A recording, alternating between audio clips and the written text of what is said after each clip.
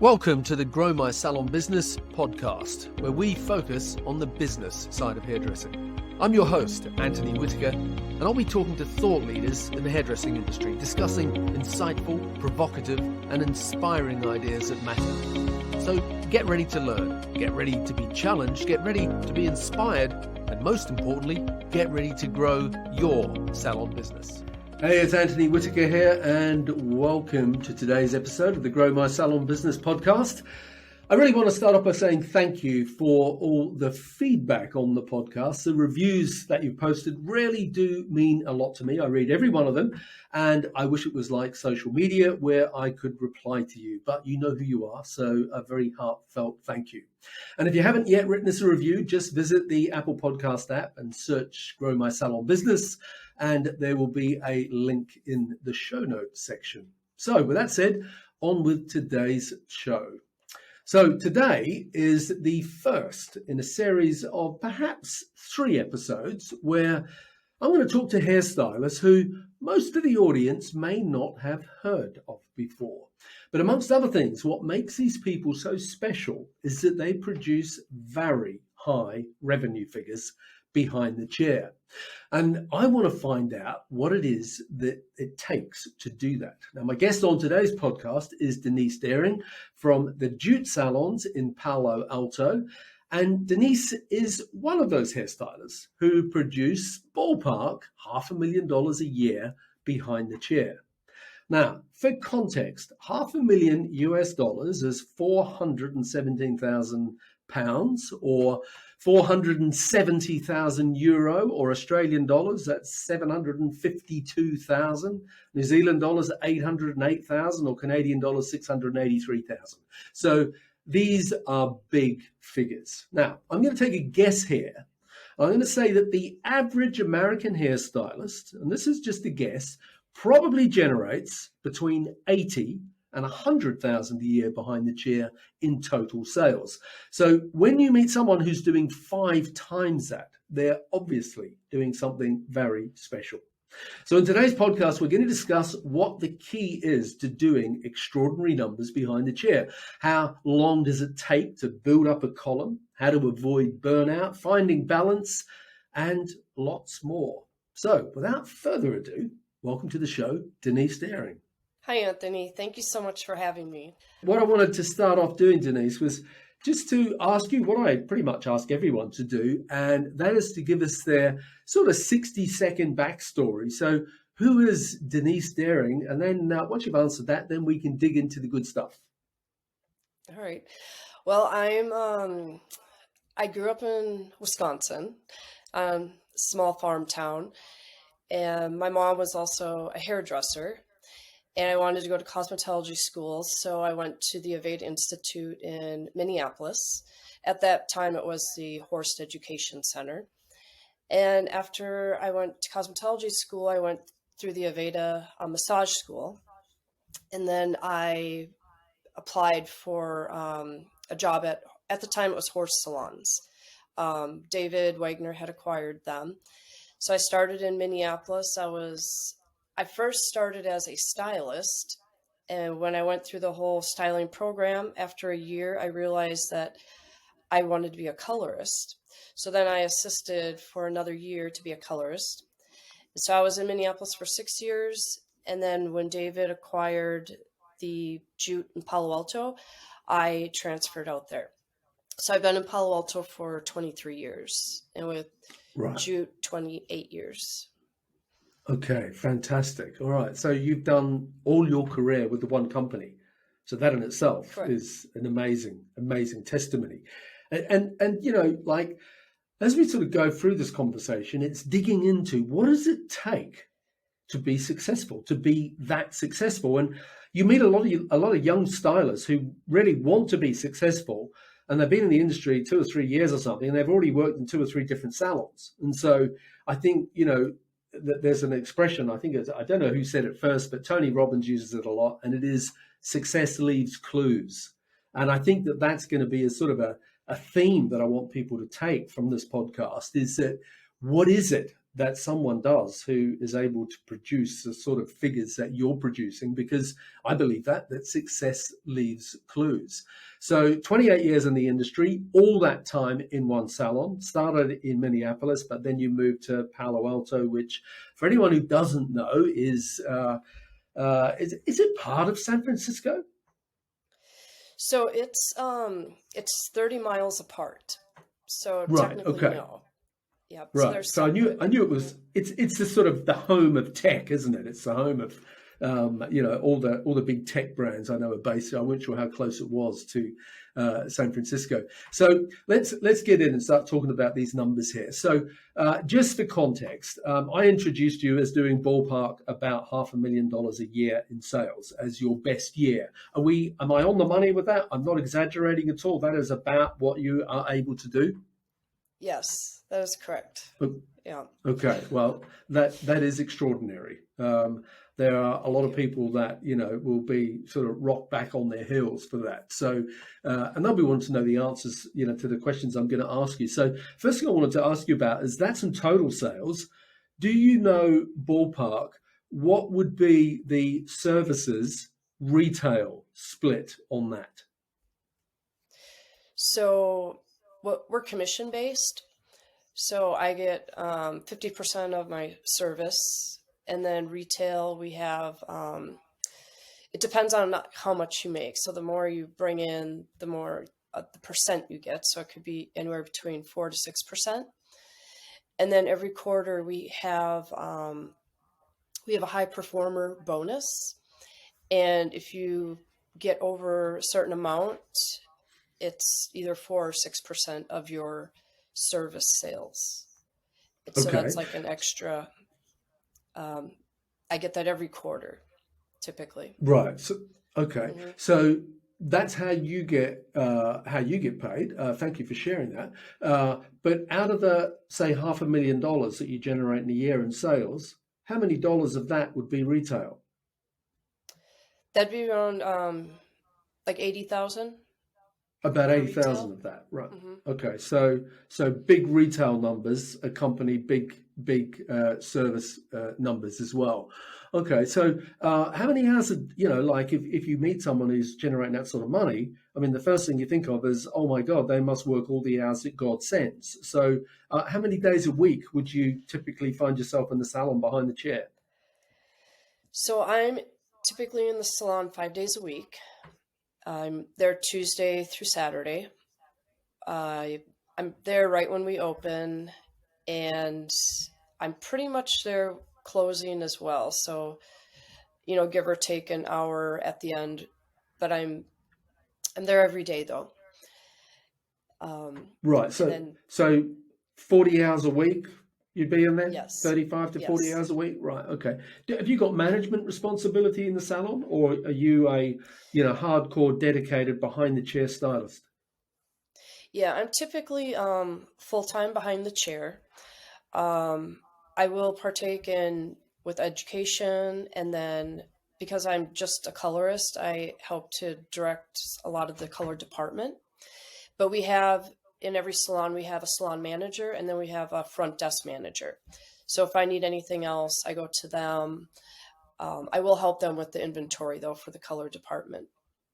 Have you always specialized in color? I have. So I typically do color, I do extensions, and then I'll do keratin treatments. And Okay. the only thing I don't do is cutting. I don't, so I'm not a cutter at all. Right. Now, I know that in JUUT there are a lot of stylists that are very productive. Hmm. People, when they listen to this, they go, "Oh, Palo Alto, no wonder she's producing 500,000 a year." And, "Oh, she's a colorist, no wonder she's producing 500,000 a year." People always like to sort of validate why that's happening and that it couldn't possibly happen to them because they're in some small town, city, country, whatever.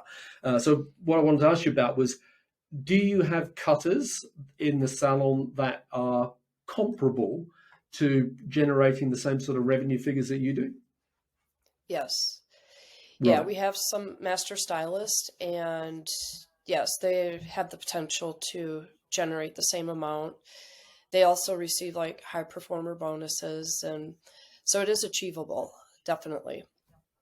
But Good. also a lot of Okay. the stylists tend to also do extensions, which Yeah. definitely adds a lot more revenue. Yeah. Okay. So I know you touched on extensions, color and extensions, and I think you said keratin treatments. Is Correct. is there any specific service that you focus on that is your sort of this is the key to being highly productive? Is there anything in particular that you like to focus on? Well, I have to say most of my revenue comes from color, and I have a pretty large clientele of like the tape-in extensions because Hmm. I mean, it's quick money and it's pretty easy to, you know, do like put them in and take them out. But because I have that service and I do a lot just for fullness, and so Yeah. it's pretty easy. Okay. And what sort of, over the years, 28 years behind the chair, you obviously find a lot of, shortcuts, a lot of time hacks, etc. And there's an inevitability about this as well, in that, I often say to people, I've been hairdressing, me personally, 40 odd years. And the first, I don't know, 2 or 3 years, if you got me to do let's say a bob, just to give it a description, it might have taken me 45 minutes to an hour from start to finish. But 20 years into my career or 30 years into my career, it doesn't take you that long to do the same thing because you've done hundreds of them, if not thousands of them. So you know your way around a head of hair a bit quicker. I suppose what I wanted to ask you about, trying to understand how you are so productive, what sort of hacks have you found to sort of manage your time efficiently and to get a lot done in the same amount of hours that everybody else has a lot? So I think the biggest thing and what I'm kind of known for is my time management. Okay. I believe it was a lot on how I was trained, actually. So when I was going through the training program at JUUT, at the time Horst, um, we had an assistant program, and I had to assist like two colorists and two stylists. And I was responsible for doing all their pressure point massages for every guest, the shampoos. I mean, back then there was a lot of perms, so I was responsible to take down the perms and neutralize them. And then at the same time, I was also responsible for doing the towels and the gowns and the coffee. And so I really had to, you know, teach myself the time management, but I really feel that that's what helped me in my career to be able to work the way that I work, because a lot of people can't, it's a lot of multitasking. I mean, Yeah. there'll be any given time that I'll have maybe two or three guests at a time. And so it's really on just like managing my time. How I do that, I'm always checking my schedule. I check it weeks out. I make sure that everything is lined up. My biggest fans are the front desk, because they're the ones that know how to book my appointments, and I try to book everything so it's pretty much like back to back. Um, I can do tints. I can do anywhere from 15 minutes to say 45, depending on the amount of hair. But if it's like a regular guest, the front desk knows how to book them. So if they need to come in a 15 or 30-minute spot, my highlights range anywhere between, depending if it's a partial or full, but anywhere between 30 minutes to an hour. And I do blocked booking. So what that means is all of my appointment times, my finishes are built in. So let's say if I have a 30-minute tint, technically the 30 minutes is broken up. So 15 would be for my application, and that next 15 would be for me to style my guests prior to that. And so that's how I go. I just keep going like that. If someone's getting a haircut, though, then that means I don't have to do the finish. So I have, to me, that's I have extra time to either get another guest in or do some add-on services. Okay. So do you have a dedicated assistant or more than one dedicated assistant? No, I'm my own assistant. So Wow. I work without an assistant. Yeah. So I do everything myself, all my shampoos, all my, whatever you'd say, toners or glosses, Yeah, and I yeah. do all my blow dries. So it's all me. That is Party of incredible. one, I guess. I was convinced you were going to say, "Oh yeah, I've got two full-time assistants, and they just are there to do everything for me." So that's even more impressive that you actually do all the assisting stuff. You know, because you can spend a lot of time, gowning a client up, seating a client, getting them a coffee, getting them a magazine, walking them to the front desk. There's a lot of time involved in doing that. So you're doing all that stuff as well as being this, productivity machine. Yes. Yeah. Yeah. Okay. So I do So all of that. Hmm. so with the Palo Alto stuff, this is to sort of satisfy my. I mean, I know that JUUT is at the upper end of the pricing scale, but just to give us some sort of ballpark reference point so people understand, because oftentimes people think that when there's someone who does that much money, they must be charging, like Ted Gibson in Los Angeles. I had Ted on the podcast, and Ted charges $2,400 for a haircut. So people often think that if someone does $500,000 a year, they must be charging $1,000 for a head of highlights or something. Just give us a ballpark breakdown of what sort of price points there are in the salon. Yeah. So for my like a one-step retouch, that's at 190. If it's a full color, it'd be more like 260. My full highlight is like 390. And if you were to, so it's all like a la carte. So if you were to do a tint and a highlight together, then roughly could be around 500 plus. And then if you add on glosses, and that's kind of I guess my lowest price would be 190 for Right. a one Okay. step. Yeah. Mm. A one-step application. Yeah. Got it. Okay. Yep. And so you were in Minneapolis. Minneapolis, very different place to Palo Alto. Same sort of price points there. So, I mean, I've been in Palo Alto for 23 years, so that's definitely changed. But Yeah. as like now, yeah, we have definitely some stylists and colorists that are at those levels, Right. or they Okay. charge like 200 for a haircut, or yep. Yeah, so it's definitely one of the more So similar. expensive salons in town, but it is not, it's not telephone numbers for a haircut. It's the affordable. It's what I often refer to as the affordable luxury category. So yes, it's high end, Hmm. but it's not, unaffordable. Okay, all right. So let me ask you this: what is it that motivates you? You've been doing this for 28 years. You're very successful. You're well paid. I mean, before we started recording, do you mind sharing with us again? You didn't say this since we've pushed the record button, but how much do you generate in tips a year? I generate around 80,000 in tips. In tips, yeah. See, Yeah. that's phenomenal. I mean, a lot of people they don't even make. There's a lot of people that don't even make half that in terms of their income. Never mind just their Mhm. gratuities, and you're getting another $80,000 a year in tips, which is fantastic, and testimony to the fact that you do a great job. That people love what you do, and are very happy to reward you for that. So, okay. Um, so what is it that, after 28 years that keeps you motivated and passionate about this? Yeah. I get that question all the time, even from older stylists and colorists. But I think the number one thing is that I am very passionate about my job. And the one thing I think that has, you know, I've had my longevity through it, which I'm so grateful for. But, it doesn't feel like work to me. I love what I Hmm. do.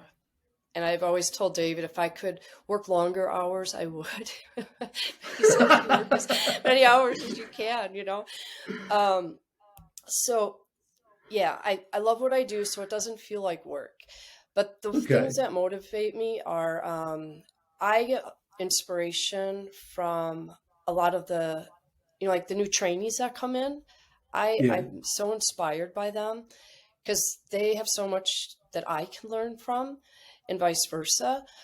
But I mean, it's always nice to have like, some new blood in the salon because that's what I feel like just energizes everything and keeps everything fresh. And it's like up to date. But not only that, but I also, I do a lot of education outside. JUUT brings in a lot of education, which is great. So we have a lot of in-house stuff. Obviously we're an Aveda salon, so I do a lot of the Aveda education. But for myself, I always like to see what's going on in the industry. So I have a tendency to network outside of Aveda and JUUT to just be inspired by other stylists, colorists, and I like to see what they're doing. And because, that's what you need to do. And I really believe that that's one big part of it that's kept me motivated through the years is to be inspired by, other, I say mentors, but I Mm. always tell people when they first start, always find a mentor. It could be young, it can be old. I have mentors that are older than me. I have mentors, and I always say this, like my nieces and my nephews are also my mentors because I learned Mm. so much on at any level, really. Yeah. And so I just feel that that's really important to stay inspired. One of the big things that I do every year is every January, there's a conference. It's in New Orleans, and it's called Serious Business. Oh yeah, I've And been there. Yeah. I love going to that conference because to me, that's the number one way that I can refill my cup up Mm. is because I have great motivational speakers, and there's so many great people that attend that conference from our industry. And I've, yeah, I just love that conference. So they've just Yeah, had it's a their good. 25th It's one of year my favorites. anniversary. Yeah. Yeah. So I do things like that to just stay inspired. I feel it's really Okay. important to. How do you motivate yourself when you wake up, or does this never happen to you? I suppose what I'm asking you is this: it's great how you've just said how you're always filling up your own cup, so to speak, in terms of I need education, I'm a sponge for knowledge, and I'm receptive to it. But do you ever have days where you wake up and you just think, oh, I really don't want to go to work? I really like. Does that ever happen to you? And if it does, Not, no. how do you motivate yourself? How do you get yourself Right. to, get in there and get it Yeah. done? Well, I'm very, I have a routine. I like to I don't like to be rushed. I like to settle in and make sure I have everything done and plan for the day or the week. So a typical day for me would be I get up at 4:30 and I usually do like a short workout. I make my breakfast, I make my lunch for the day. Um, and then also during that time, I check emails and stuff because I can't typically do that while I'm at work. So I get Mm. all my personal stuff done before I go to work. And Okay. then I'm typically out the door around 6:30 because I usually start at work around 8. And so I like to get to work 30 minutes prior because we have I call it, well, it's a daily 30. And what I do during that time is I set up everything. I disinfect my tools. I make sure I have all my client cards pulled for the day. I make sure all my supplies is prepared, like foils and whatnot. And that's what I do before I even start my day, because once I start my day, I won't have time to do stuff like that. It's so I just like to be ready and have everything set up. That is But amazing. I'm I, I'm I'm still sat here thinking she gets up at 4:30. There's a lot of people listening to this that they get home at 4:30. I know exactly. Wow, exactly. that is Well, the commute to Palo Alto, because I live in San Francisco, so I commute. okay. So it's Yeah, can be anywhere between 45 minutes to an hour commute. yeah, And then, that's my time to do whatever I need to do in my car, I guess, like listen to yeah. podcasts or so it's a good time. And then when I'm off of work, then that's my time to decompress on my way home. So yeah, that commute time is kind of my time to like decompress and just to kind of go over my day, like how did my day go, and just kind of get an overview and see what things that were great and maybe things that I had to work on. Let me ask you this: are you competitive with your colleagues in the salon? If there's another colorist who's doing the numbers that you're doing, or heaven forbid, doing more than you, does that fire you up to sort of go, hang on, I'm the top dog here, and that's the way it's meant to be? No, I don't. I'm not competitive that way. If anything, I'm more competitive with myself because I'm like, Hmm. can I do more? Can I do more? But I mean, I'm a goal-oriented person, so I'm always setting goals. So I'm Uh-huh. always wanting to do better. Um, I mean, I can remember when I first started in Minneapolis, and that was my goal. I wanted to be the top in the company, and I was, every week I would, obviously this is before all the computer stuff, but I would have a tally sheet in my apron, and I would have every day of the week lined up, and then I would add up all my services each day because I had a target number by the end. And so I would just be like, oh, I'm this far away from my goal. I need to do more add-ons or do an add-on highlight or something. And Mm. so I'm very number oriented. I look at my numbers Okay. every week, every day. Even now, my goal is, I usually try to average at least 10,000 a week or more in services. And so I'm really like aim to reach those numbers. Then I also have my retail goal as well. And so I'm always looking, okay, how can I reach this goal? Mm. Um, but yeah, so I'm always looking at that. I'm not competitive as much, but what I really enjoy doing is the people that are just starting out, I really like to see them grow, and it inspires me for them to see them get to the next level. And yeah, that it gives me a nice sort of energy, would you say? Because Good. there's Yeah, yeah, something nice about seeing people achieve their goals as well. And if I can yeah, help them do that, so yeah. it's nice to see them How, go to the next level. yeah. How do you track your numbers now? I mean, okay, a long time ago you didn't have a computer, you had a piece of paper. What do you use these days? Have you got some app that you use, or is it still a piece of Yeah. paper?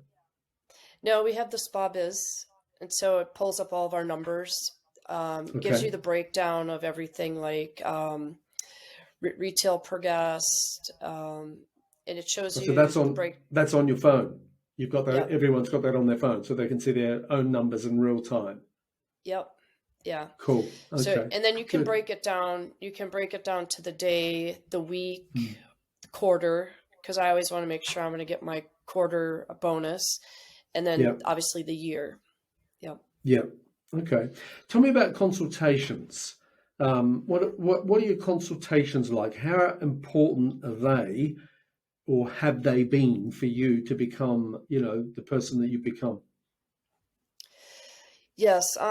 Consultations are very important, especially for colorists. And as we know, even with COVID, we had a lot of hair color fixes, would you say? So Hmm.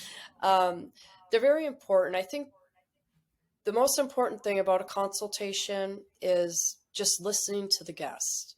If you just listen to what they say, you get a lot out of it. Because I know a lot of people sometimes will interrupt or that they want to give them their ideas.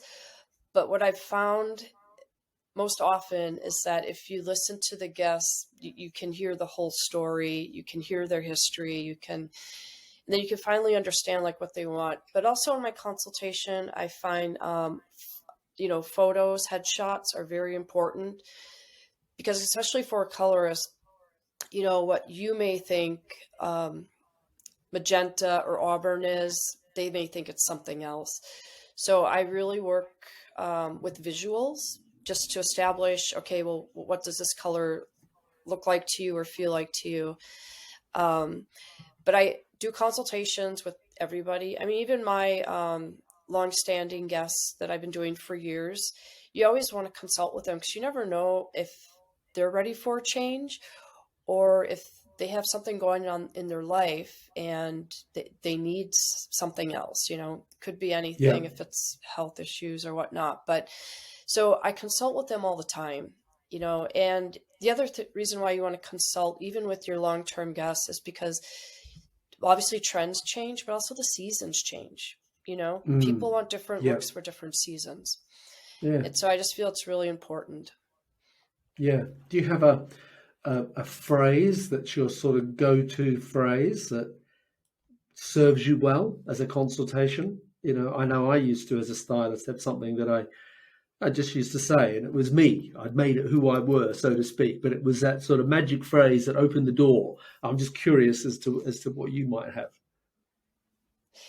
Yeah, I think for a new guest, I always just start with, I let them open it up. I just say, so tell me a little bit about your hair, and then they'll give you their whole life story usually. But Yeah. so for a new guest, I let them talk just so I can get to know them. And the other thing that I feel is important for a new guest is, don't stand behind the chair. I come out from behind the chair and look at them face to face. Because if you have that connection, because you want that connection in order to build that trust. Trust is going to be the biggest thing. If you can build a trust with a guest, I mean, that's your gold right there. But, and if it's just like a regular guest, because you have a relationship established already. So with them, that's when I bring in more of like, okay, so what are you feeling like since we're coming closer to spring and summer, and I just ask them, do you want to do a change today? So I do ask that. So like I said, I base it on like the seasons or what's going on in their life too. Whether they have maybe a child's wedding to go to or, so if there's events coming up. Yeah. Yeah. Do you find yourself upselling a lot in consultations? Do you consciously do that or not do that? Or how does that sort of work? Oh yeah. I'll do it all the time. Like say if they're coming in like just for a one-step color, and then I'll just say, hey, why don't we do some highlights today? Or I feel like you need the highlights or low lights. And so I do that all the time. Or I sell a lot of glosses too, a lot of gloss add-ons. So I feel like every guest should leave with a gloss, Yeah. or conditioning treatment.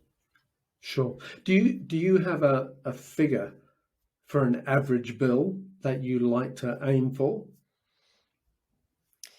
Yeah, I usually try to, like say if it's like a 45-minute spot, appointment time, I usually try to aim for like 300 or more in that 45-minute spot. Okay. And you get that often, yeah, obviously. Yeah. Yep. Yeah. Good on you. That's fantastic. And what about rebooking or pre-booking? Is that something that you're big on? Yes, very big on it. So I have a lot of guests that some come every 2 weeks, and obviously 3 to 4 weeks. They want certain times and days. And so those guests, they actually book out the whole year, same time, same day. But I always encourage pre-booking. So I typically will tell my guests to that's why I try to block out all my vacations and time off like 6 months plus in advance so that it doesn't interfere with their schedule. And so I'll have if it's like a highlight, because highlights usually, it could be anywhere from 8 to 10 weeks. So I have them book like 2 appointments out. And obviously my tints, like I said, most of them will book for the year, or they'll do like 4 to 5 months out. Yeah. What's the key to, you've obviously got a lot of loyalty there with a lot of clients. Mm-hmm. I'm trying to ask the question. What's the key to getting that degree of consistency and trust? And maybe that's the answer. To being so solid and being so dependable and so reliable. And I haven't asked you this question, but I know the answer. If I said to you, how long have you had some of your clients? You'd be saying to me 10, 15, 20, 25 years, whatever. And I imagine there's quite a big percentage of that. Am I right in saying that? Yeah. No, Yeah. I've had some clients, for 20 plus years. What's the key? What's the secret to that? I think the key is there's several things. Number one is, you're building a relationship. I mean, your guest, you spend more time with your guests than they probably do with their family or their husband. So that is huge, to have that relationship and being able to talk about anything when they need someone to talk to. The other thing is, I think too, this is why I've been able to do what I do for as long as I have. But back in the day at JUUT, we used to have these wellness days, they call. And these wellness days, you acquired them if you never called in sick. So I have never, as long as I've been with JUUT, I've never called in sick. And hang on. You're saying in 28 years, you've never called in sick? No. Well, and then it's kind of funny, but there was one day that I called, okay? But one of my coworkers said, oh, she would never call in sick unless she was dying, and then they're like, either she's dying or someone else is dying, but she wouldn't call in sick. And at that day, it was only because my younger brother was in a coma, but and he's fine now. So, but it was just kind of funny. Everybody's like, she wouldn't call in. We know that, But I just, oh my God. To me, that's just really important. That's why I really try to take care of myself, so I don't call in sick and get sick. But because it's really hard to reschedule guests when you call in, and if you do that so many times, which I've seen in the past with people, and you lose that trust. The client is like, I can't rely on you because you're not going to be here, and I've never want to put a guest in a situation like that unless, of course, it was an emergency, But yeah, I feel like that's really important to also be like flexible with your time. It's like I'm very accommodating. I'll come in early for someone. I'll stay late. So I just make it known to the guests that, this is your appointment. This is your time, and I'll do whatever I can to make it work. It's so, I think that's it's huge because guests rely on that for you to be flexible and to work with them is mainly what it's about. Yeah. I'm making a little bullet point list of these are the things, and they're just good, solid things. Do you know what I mean? Like, you look after yourself. That's an important thing. You put a lot of stock on relationships. You put a lot of stock on being flexible. You put a lot of stock on giving people a great experience, on loyalty, on consistency. People often look at what do you have to do to become that person, because that person that generates $500,000 a year is being paid very well as well, and everyone wants to be paid well. So what do you have to do to make that happen? And I don't want to use the word, they're just good old-fashioned things, but they are just good old-fashioned things. There's no magic wand there, is there? It's like those things stand the test of time, which sort of leads me into the next thing I wanted to touch on, which was social media. And, you started hairdressing, 28 years ago. There was no social media. There were barely any salon computers at that point in time. So how important is social media to you?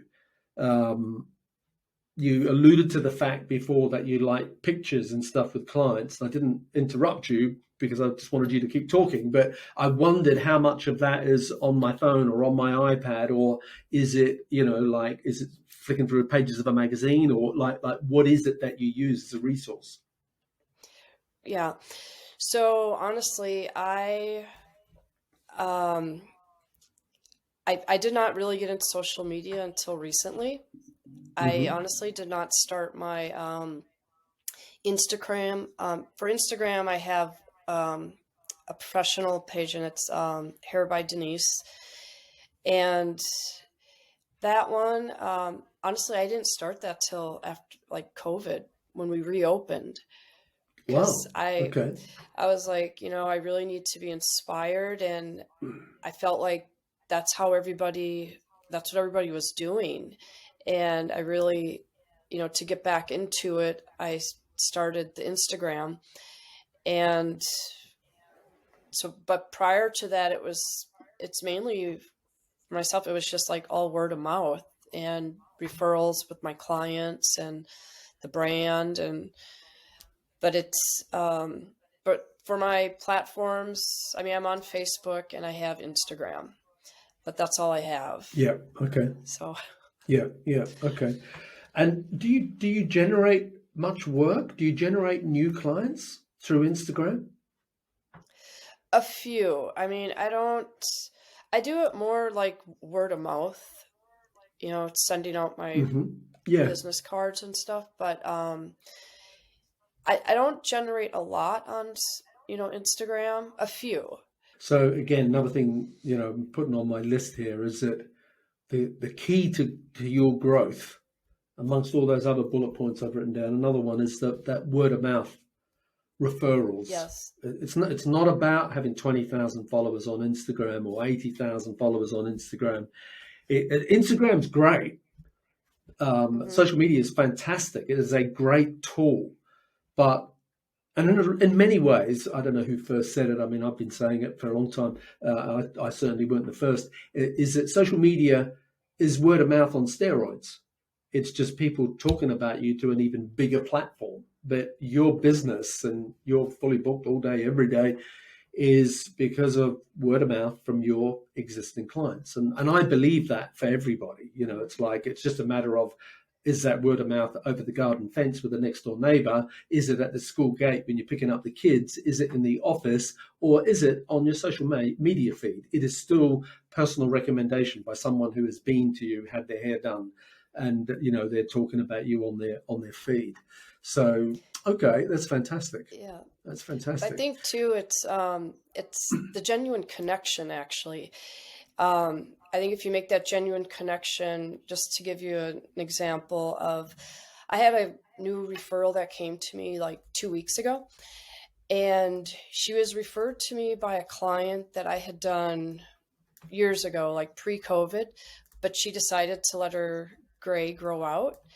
But the one thing she told her friend, the one that she referred to me, is she said, she goes, I'll never forget Denise, because she was like the one person, and she sent me a sympathy card, because when my mom passed away, she's like, that was the nicest thing. And she's like, and I'll never forget it. And she told her friend that, and her friend came in and had her hair done with me. So that's why I feel like if you make those genuine connections, and, I mean, you have to do that. It's about feelings, So it tells a lot, and that, clients don't forget that. They'll remember it for years. And then when they come and tell me, I'm like, oh my gosh, like, you remembered that? And so it's nice to have those connections like that. Yeah, that comes in under the importance of that relationship thing, doesn't it? Mm-hmm. That is fantastic. What a beautiful story that is. What would you say your biggest strength was? Or let me put it another way. What would David say your biggest strength was? Oh, my biggest For anyone who doesn't know, while you reflect on that for a second, for anyone who doesn't know, when I talk about David, I'm talking about David Wagner. And I did a podcast with him, 136, which is well worth checking out. It was has been one of our most listened to podcasts. David Wagner from the JUUT Salons, 136. So what would David say your biggest strength was? So I think if the top of my head, the number one would be my time management. But then another one, which is kind of interesting because a lot of people think when you're at the top of your game and you're making as much money as you are, and I know it for hairdressers is, a lot of people think that there's an ego with it, right? And when people hear about me, but they haven't met me, so when they meet me, they're just like, oh, that's her. That like they were expecting me to come out with this big ego and this big hat or something obnoxious when I'm just a normal person. And then when they meet me, they're just like, oh, they're like, you're just like a normal person. I said, yeah. I go, what were you expecting? I was like, I'm just like, a normal Midwest person, like, so it was just, it's kind of funny that what their expectation is of what they think. And so, I think David would say, I'm just a genuine, nice person. And I rock at my time management. Yeah, okay, that's good. I've got quite a list going on over here, okay? I keep writing more things down on there. It's like the secret to success, here it is. Okay. All right, let me ask you this. What's the biggest lesson that you've ever learned in life? Not necessarily hairdressing. Oh, the biggest lesson. Well, I think the biggest lesson is, I look at it as like, it's like a plant. In order to keep relationships and strong relationships, you have to keep watering them. It doesn't matter, friends, family, coworkers, my guests. I think that is the biggest thing I've learned in life. And if you keep watering it, you're going to have really strong relationships. And that's what it's about. Like, you don't hear too many people that say like, oh, I've known this person for 20 years, or, maybe there's maybe a handful, but, I've kept in contact with all my friends, like in Minneapolis, and that means a lot to me. And I feel like you need that, So I think that's probably one of the biggest lessons, just like keeping those relationships strong. If I was talking to the other people in the salon, what would they say your secret weapon is? Like, what's your secret weapon? What is it? Like, is it, what is it? What is it that makes you successful? I think the biggest thing too is I'm very organized, and I like things to be clean, and everybody knows I'm always cleaning everything because I can't work in dysfunction. So I have to have everything in order, and they all know it. They're just like, oh, here comes a boss lady cleaning again, Yeah.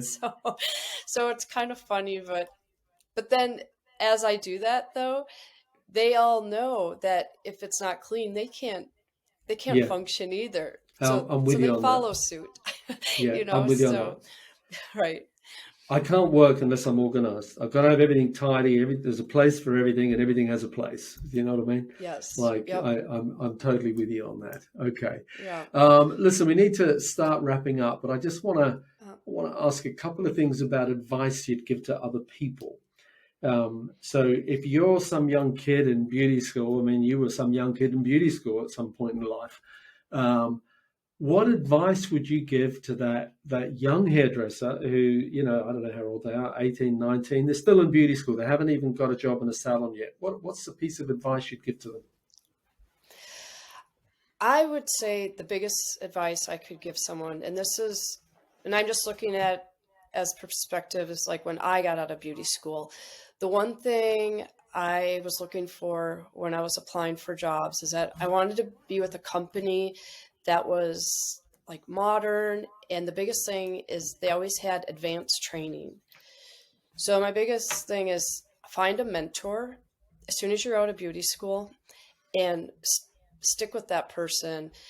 And it doesn't even have to be with in hair. It could be something else like health or wellness, but definitely find a mentor, and always do advanced like education and training in, I mean, just in anything and everything. Cause oh my God, it's like, there's so much knowledge and there's so much to learn and do it. To me, it's like sky's the limit, you know? That's why I'm like, I mean, I've been doing hair for 28 years. It doesn't feel like 28 years at all. And I feel like it doesn't feel that way. And I mean, knock on wood, I've never had burnout. And I think it's because I take care of myself personally, mentally, and I educate myself all the time, because that's what's really going to keep you going. And I know some people, like I have guests and their husbands, they're like 80, 90, and they're still working.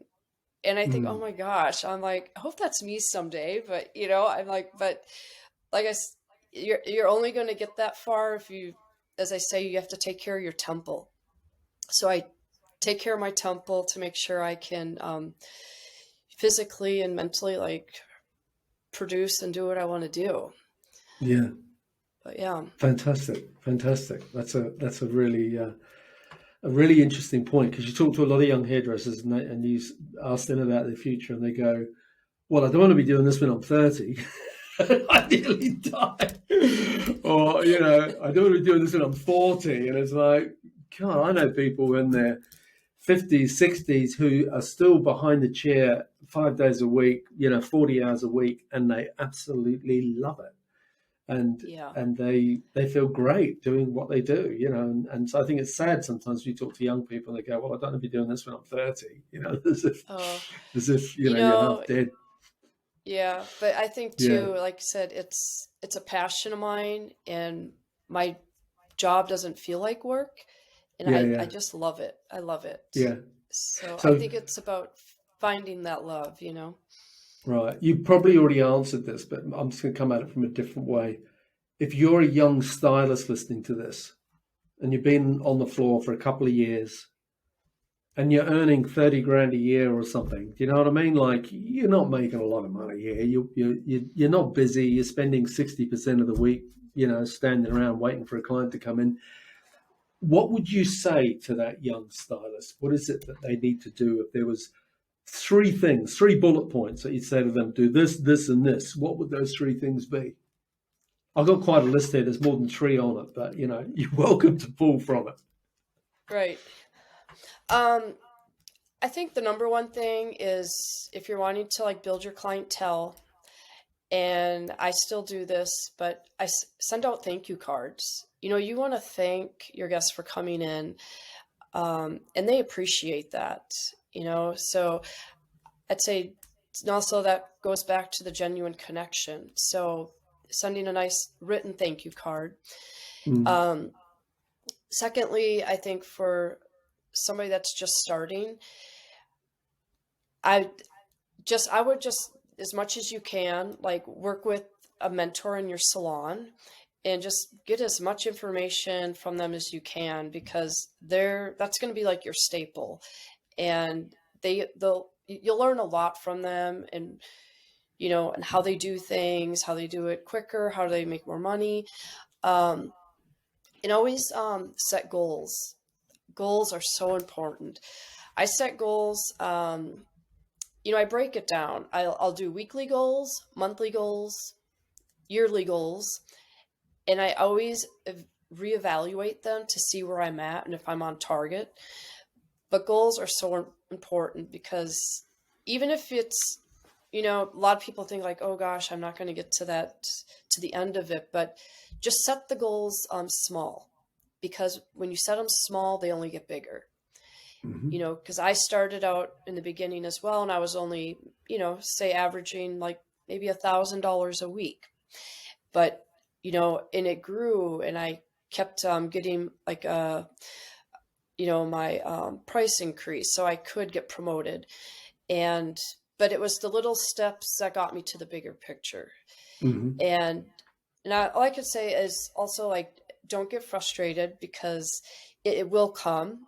The hard work always pays off. It's the hard work and it's what you put into it.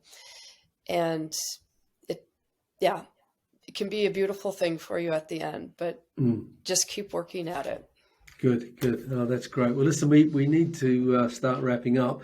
Whereabouts can people connect with you on Instagram or other social media channels? Yeah, so I am on Facebook, and then my Instagram is Hair by Denise Deering. Okay, I will put those. Yeah. Sorry, carry on. Yep, that's perfect. The Facebook and then the Instagram. So they're both Hair by Denise Deering. Just the Instagram is Hair by Denise Deering, and then the Facebook is How Does She Do It, and then it's Denise Deering.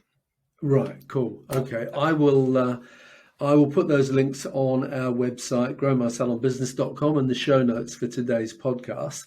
If you're listening to this podcast with Denise and you've enjoyed it as much as I have, then do me a favor, take a screenshot on your phone, share it to your Instagram stories. And don't forget to subscribe and leave us a rating and review on the Apple Podcast app. So, Denise, thank you so much for being on this week's episode of the Grow My Salon Business podcast. I have a list of, it looks like there's 15 things there. And it's sort of like the recipe for success. And I really want to say thank you for sharing so openly and so honestly and with so much warmth and sincerity. I really, really appreciate that. Oh, thank you so much, Anthony. It's an honor to be on your podcast, and I hope everybody has something to take away from this, and I hope there's some inspiration there for everyone. But yeah, thank you. Cool. Thank you.